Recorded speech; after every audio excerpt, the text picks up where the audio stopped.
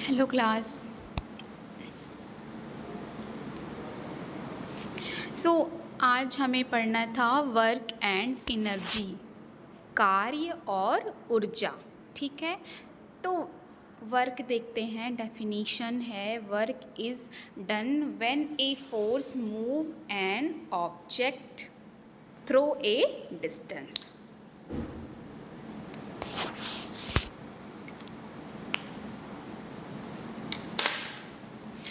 तो जब किसी ऑब्जेक्ट पर फोर्स लगाया जाता है और वो ऑब्जेक्ट मूव करता है तब क्या है, तब वर्क होता है। ठीक है, वर्क का फॉर्मूला देखो दिया है, फोर्स इनटू डिस्टेंस, है ना। W बराबर क्या है, F इंटू डी, जहाँ पे W आपका वर्क है, F आपका फोर्स है, D आपका डिस्टेंस मूव्ड है। ठीक है, यूनिट होती है वर्क की, SI यूनिट होती है जूल। ठीक, एग्जाम्पल देखो है,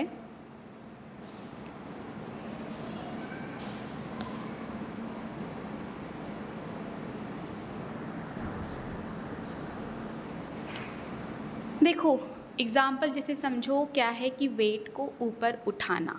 ठीक, तो अगर हम एक बैग को फ्लोर से उठाकर टेबल पर रखते हैं तो क्या है, हमने बैग पर फोर्स लगाया है ना। बैग अपनी पोजीशन चेंज करता है, मतलब कि डिस्टेंस मूव करता है, इसीलिए वर्क डन हुआ, है ना, क्योंकि फोर्स प्लस मूवमेंट दोनों प्रेजेंट हैं। एक और एग्जाम्पल की बात करें कि वॉल को पुश करना। ठीक है, वॉल को पुश करना, अगर कोई पर्सन वॉल को पुश करता है लेकिन वॉल मूव नहीं होती तो क्या है, फोर्स लग रहा है लेकिन डिस्टेंस ज़ीरो है, इसीलिए वर्क बराबर क्या है, फोर्स इंटू डिस्टेंस, है ना। वर्क बराबर क्या हो गया, force into zero is equal to zero, यानी वर्क नहीं हुआ।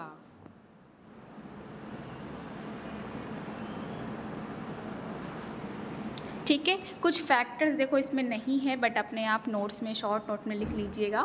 फैक्टर्स अफेक्टिंग वर्क, जिसमें कि आपका फोर्स है, डिस्टेंस हो गया। फोर्स मतलब क्या है कि जितना ज़्यादा फोर्स लगाओगे उतना ज़्यादा वर्क होगा। ठीक है, जैसे हैवी वेट उठाना, फिर क्या है, मोर फोर्स, फिर क्या हो गया, मोर वर्क होगा। डिस्टेंस की बात करें तो ऑब्जेक्ट जितना ज़्यादा मूव करेगा वर्क उतना ज़्यादा होगा। जैसे एक बैग को 1 मीटर उठाना और 5 मीटर उठाने में डिफरेंस होगा। क्लियर। नेक्स्ट है आपका एनर्जी। एनर्जी यानी ऊर्जा। तो energy is the ability to perform work.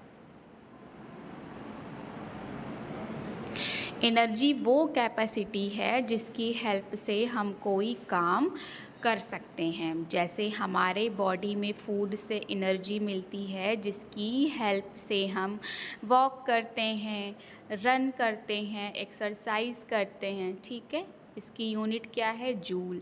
Energy की भी यूनिट जूल ही है। ठीक, टाइप्स हैं एनर्जी की, पोटेंशियल एनर्जी और kinetic energy.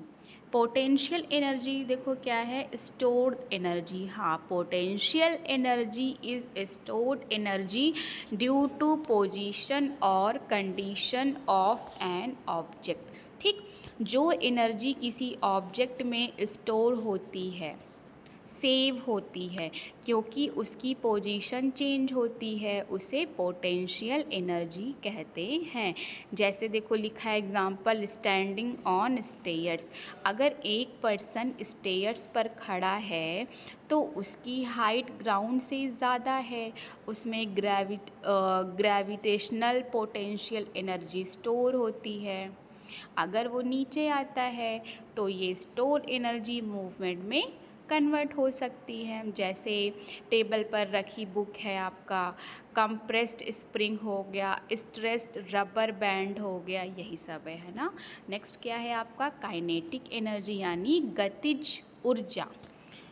Energy of motion. Kinetic energy is the energy of motion, मतलब जो एनर्जी किसी मूविंग ऑब्जेक्ट में होती है उसे काइनेटिक एनर्जी कहते हैं। जैसे रनिंग, ठीक है। जब पर्सन रन करता है तो बॉडी मूव कर रही है, मूवमेंट की वजह से काइनेटिक एनर्जी होती है। जैसे मूविंग कार है आपका, रनिंग पर्सन हो गया, रोलिंग बॉल है ना, यही सब है। तो पोटेंशियल एनर्जी क्या है? स्टोर्ड एनर्जी होती है, पोजीशन पर डिपेंड करती है, जैसे स्टेयर्स पर खड़ा होना। काइनेटिक एनर्जी में क्या है? मोशन की एनर्जी होती है, मूवमेंट पर डिपेंड करती है, जैसे रनिंग पर्सन। क्लियर?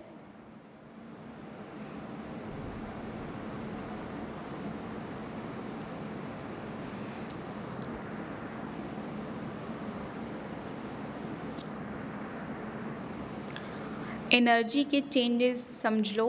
देखो, एनर्जी एक फॉर्म से दूसरे फॉर्म में कन्वर्ट हो सकती है, जैसे पर्सन स्टेयर से नीचे आता है, ठीक है। बायोमैकेनिक्स में इम्पोर्टेंस क्या है? देखो, इसमें वर्क और एनर्जी इम्पॉर्टेंट है, क्योंकि ह्यूमन मूवमेंट को समझाने में हेल्प करता है। और क्या है? मसल फोर्स का कैलकुलेशन करने में यूज़ होता है। वॉकिंग, रनिंग, लिफ्टिंग एक्टिविटीज़ को एनालाइज करने में हेल्प करता है।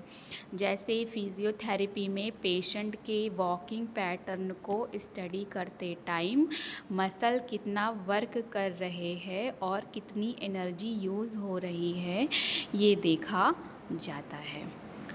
क्लियर?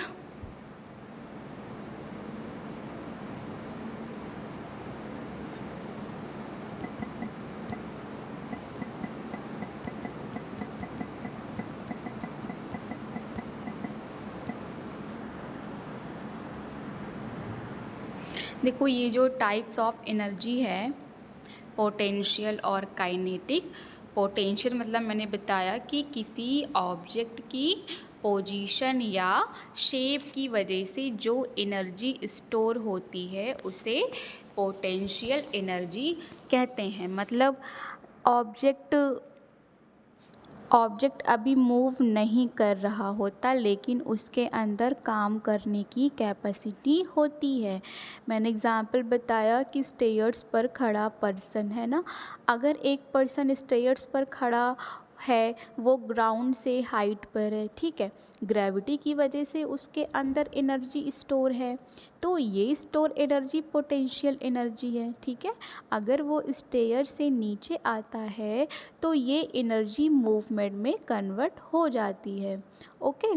और एग्ज़ाम्पल जैसे आप ले लो स्ट्रेस्ड रबर बैंड, ठीक है, स्ट्रेस्ड रबर बैंड। तो जब हम रबर बंद को खींचते हैं, रबर बैंड को खींचते हैं, तो रबर बैंड में एनर्जी स्टोर हो जाती है, छोड़ने पर वो वापस अपनी पोजीशन में आता है और मूवमेंट करता है। तो ये store energy elastic potential energy होती है। क्लियर? और एग्ज़ाम्पल जैसे ले लो रेज्ड वेट। तो अगर हम एक डंबल को ऊपर उठाते हैं तो हमने मसल से वर्क किया है ना, डंबल में एनर्जी स्टोर हो गई। ये क्या है? ये पोटेंशियल एनर्जी है, ठीक है। जब पेशेंट खड़ा होता है यानी स्टैंडिंग पोजीशन में, तो बॉडी का सेंटर ऑफ ग्रेविटी हाइट पर होता है, ठीक है। बॉडी में ग्रेविटेशनल पोटेंशियल एनर्जी होती है। नेक्स्ट हम देखें काइनेटिक एनर्जी। तो जब कोई ऑब्जेक्ट क्या है, मूव करता है, जब कोई ऑब्जेक्ट मूव करता है, उस मूवमेंट की वजह से जो एनर्जी होती है उसे काइनेटिक एनर्जी कहते हैं। जैसे रनिंग पर्सन है ना, जब एक पर्सन रन करता है तो बॉडी मूवमेंट कर रही है, मसल्स फोर्स प्रोड्यूस कर रहे हैं, मूवमेंट के कारण काइनेटिक एनर्जी होती है, ठीक है। मूविंग कार एग्जांपल ले लो। तो एक पार्क कार में काइनेटिक एनर्जी नहीं होती, लेकिन जब कार चलती है तो कार मोशन में आ जाती है ना, उसमें काइनेटिक एनर्जी डेवलप होती है, ठीक है। और एग्जांपल जैसे आप ले लो थ्रोइंग है ना, थ्रोइंग ए बाल, ठीक है, थ्रोइंग ए बॉल। तो जब हम बॉल को थ्रो करते हैं तो बॉल मूव करती है, मूवमेंट की वजह से काइनेटिक एनर्जी होती है। ठीक, फिर है आपका फिजियोथेरेपी। देखो हाँ, वॉकिंग के टाइम क्या है, वॉकिंग के टाइम लेग मसल्स कॉन्ट्रैक्ट करते हैं, है ना, लेग मूव होती है। ये मूवमेंट काइनेटिक एनर्जी प्रोड्यूस करता है। ठीक है, अभी कंफ्यूज नहीं होना।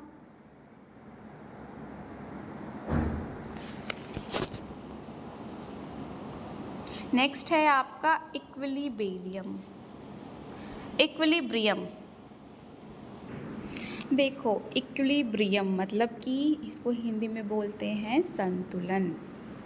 संतुलन, ठीक है। तो equilibrium is the condition in which all forces acting on the body are balanced, है ना। इक्विलिब्रियम का मतलब है बॉडी का बैलेंस स्टेट, जिसमें बॉडी पर लगने वाली सारी फोर्सेस एक दूसरे को बैलेंस कर लेती है। मतलब बॉडी स्टेबल होती है, बॉडी का अनवांटेड मूवमेंट नहीं होता, फोर्सेस का टोटल इफ़ेक्ट ज़ीरो होता है। जैसे एक पर्सन सीधा खड़ा है, ठीक है, उस पर दो मेन फोर्सेस काम करती है। कौन कौन से? ग्रेविटी और ग्राउंड रिएक्शन फोर्स। ग्रेविटी मतलब क्या है कि बॉडी वेट को नीचे खींचती है। ग्राउंड रिएक्शन फोर्स क्या है? ग्राउंड से ऊपर की तरफ का फोर्स, ठीक है। तो दोनों फोर्सेस इक्वल और अपोजिट होती हैं, इसीलिए पर्सन बैलेंस में खड़ा रहता है। अभी क्लियर? नेक्स्ट है आपका टाइप्स ऑफ इक्विलिब्रियम। फर्स्ट है आपका स्टैटिक और है आपका एक डायनामिक। ठीक है, फर्स्ट क्या है? Statics equilibrium, body remains at rest. Static equilibrium is a condition in which the body remains at rest and all forces are balanced. जब बॉडी बिल्कुल स्टेशनरी में होती है, यानी कि रेस्ट पोजीशन में होती है और फिर भी बैलेंस मेंटेन करती है, उसे स्टैटिक इक्विलिब्रियम कहते हैं।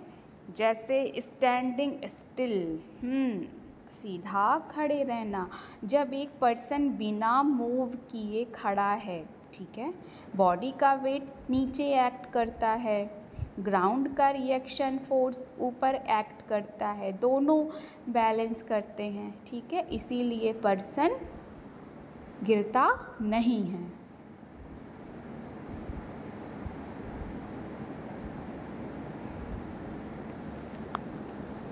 जैसे और एग्ज़ाम्पल आपके डेली लाइफ में है, जैसे चेयर पर बैठना है ना, बुक का टेबल पर रखा होना। चेयर पर बैठना मतलब पर्सन का बॉडी वेट और चेयर का सपोर्ट फोर्स बैलेंस होता है, ठीक है। बुक का टेबल पर रखा होना मतलब बुक पर ग्रेविटी नीचे पुल करती है और टेबल का सपोर्ट फोर्स ऊपर पुश करता है, ठीक है। जैसे पेशेंट को स्टैंडिंग बैलेंस एक्सरसाइज कराना स्टैटिक इक्विलिब्रियम इम्प्रूव करता है। जैसे एक जगह खड़े रहना, वन लेग स्टैंडिंग प्रैक्टिस, ठीक है। तो ये हमने फर्स्ट पढ़ा स्टैटिक। नेक्स्ट है आपका dynamic equilibrium. Body move with balance, okay. तो dynamic equilibrium is a condition in which the body is moving but maintains balance. जब बॉडी मूव कर रही होती है लेकिन फिर भी कंट्रोल और बैलेंस मेंटेन करती है, उसे डायनेमिक इक्विलिब्रियम कहते हैं। जैसे वॉकिंग, है ना, चलना। वॉकिंग के टाइम बॉडी कंटिन्यूअसली मूव करती है, एक लेग सपोर्ट देता है, बॉडी का सेंटर ऑफ ग्रेविटी चेंज होता रहता है, फिर भी पर्सन गिरता नहीं, है ना। इसीलिए वॉकिंग डायनेमिक इक्विलिब्रियम का एग्जाम्पल है। ओके। जैसे रनिंग हो गया और आपका साइकिलिंग भी है, स्टेयर्स चढ़ना है। रनिंग में क्या है, रनर मूवमेंट के साथ बॉडी बैलेंस मेंटेन करता है। साइकिलिंग में क्या है कि साइकिल चलाते टाइम बॉडी मूव होती है लेकिन बैलेंस मेंटेन होता है। स्टेयर्स चढ़ना मतलब बॉडी मूव करती है और बैलेंस कंट्रोल होता है। तो स्टैटिक इक्विलिब्रियम में क्या था, बॉडी रेस्ट में होती है, मूवमेंट नहीं होता, जैसे मैंने बताया स्टैंडिंग, है ना, और बैलेंस मेंटेन होता है। ठीक है। डायनेमिक में मैंने क्या बताया कि बॉडी मोशन में होती है, मूवमेंट होता है, मूवमेंट के साथ बैलेंस मेंटेन होता है। एग्जाम्पल मैंने बताया वॉकिंग। ठीक है, अभी मत भूलना। नेक्स्ट है आपका फैक्टर्स अफेक्टिंग इक्विलिब्रियम, मतलब कि संतुलन को अफेक्ट करने वाले फैक्टर्स, जो कि 4 फैक्टर्स हैं, 4 मेन फैक्टर्स हैं जो कि इक्विलिब्रियम को अफेक्ट करते हैं। बेस ऑफ सपोर्ट है, सेंटर ऑफ ग्रेविटी है, बॉडी वेट है, फ्रिक्शन हो गया। ठीक है, चलो इसको समझ लेते हैं हम। फर्स्ट क्या है आपका base of support. Base of support वो एरिया होता है जिसके कांटेक्ट में बॉडी ग्राउंड या सरफेस के साथ होती है। ठीक है, जैसे जितना बड़ा सपोर्ट एरिया होगा उतना बैलेंस बेटर होगा। एग्जाम्पल जैसे स्टैंडिंग, ठीक, दोनों पैर दूर दूर रखने पर बैलेंस ज़्यादा होता है, पैर पास रखने पर बैलेंस कम होता है। ठीक है। फिजियोथेरेपी में क्या है कि बैलेंस ट्रेनिंग में बेस ऑफ सपोर्ट को चेंज करके एक्सरसाइज कराई जाती है। ठीक है। फिर है आपका सेंटर ऑफ ग्रेविटी। ठीक है, ग्रेविटी का सेंटर, तो सेंटर ऑफ ग्रेविटी वो पॉइंट होता है जहाँ बॉडी का टोटल वेट कॉन्सेंट्रेट होता है। जैसे मतलब क्या होता है, वेट कॉन्सेंट्रेट होता है, मतलब कि बॉडी का इमेजिनरी बैलेंस पॉइंट। ओके। जैसे स्टैंडिंग पर्सन में सेंटर ऑफ ग्रेविटी पेल्विस के अराउंड होता है। ठीक है। इफ़ेक्ट की बात करें तो सेंटर ऑफ ग्रेविटी लो होगा तो क्या होगा, स्टेबिलिटी ज़्यादा होगी। सेंटर ऑफ ग्रेविटी हाई होगा तो स्टेबिलिटी कम होगी। फॉर एग्ज़ाम्पल क्राउचिंग पोजीशन में पर्सन ज़्यादा स्टेबल होता है क्योंकि सेंटर ऑफ ग्रेविटी लो होता है। ठीक है। फिर क्या है आपका बॉडी वेट। बॉडी वेट भी स्टेबिलिटी को अफेक्ट करता है ना, मतलब जनरली हैवियर बॉडी को मूव करना डिफ़िकल्ट होता है। ठीक है। फॉर एग्ज़ाम्पल कि हैवी ऑब्जेक्ट को पुश करना डिफ़िकल्ट होता है ना, compare to light object. Okay. फिर क्या है आपका फ्रिक्शन। फ्रिक्शन की हिंदी होती है घर्षण, आपने पढ़ा होगा, है ना। तो फ्रिक्शन वो फोर्स है जो दो सरफेसेस के बीच मूवमेंट को अपोज करती है, मतलब फ्रिक्शन हमें स्लिप होने से बचाता है। अभी समझ में आया। जैसे वॉकिंग के टाइम शूज़ और ग्राउंड के बीच फ्रिक्शन होता है, अगर फ्रिक्शन कम हो तो स्लीपिंग का चांस बढ़ जाता है।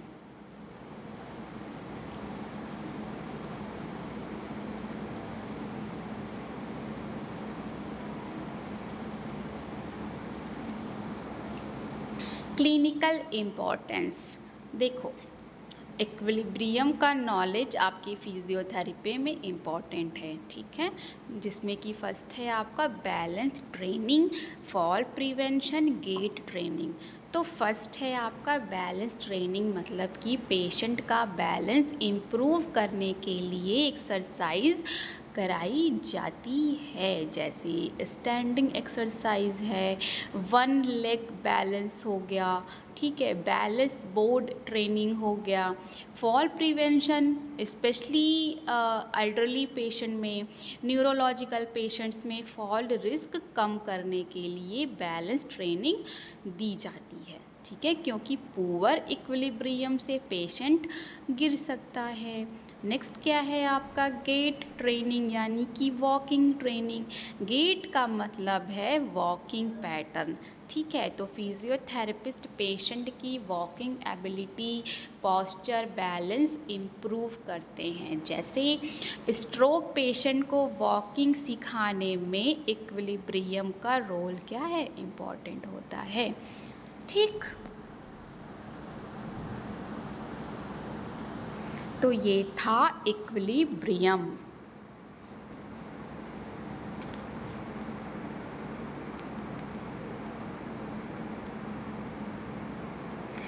टाइप्स एक बार और देख लो, क्योंकि टाइप्स इम्पॉर्टेंट हैं, है ना, एग्ज़ाम में आता है, ठीक। तो स्टैटिक इक्विलिब्रियम में क्या है कि जब बॉडी बिल्कुल नहीं हिल रही होती, ठीक है, मतलब कि मैंने बताया था रेस्ट पोजीशन में होती है और फिर भी अपना बैलेंस मेंटेन करती है, ठीक है, मतलब मूवमेंट नहीं होता, बैलेंस प्रेजेंट होता है, ठीक। और जो डायनेमिक इक्विलिब्रियम मैंने बताया कि जब बॉडी मूव कर रही होती है लेकिन मूवमेंट के साथ बैलेंस भी मेंटेन करती है, उसे डायनेमिक इक्विलिब्रियम कहते हैं। मतलब कि मूवमेंट होता है, बैलेंस मेंटेन होता है ना, मैंने एग्जांपल भी बताया था।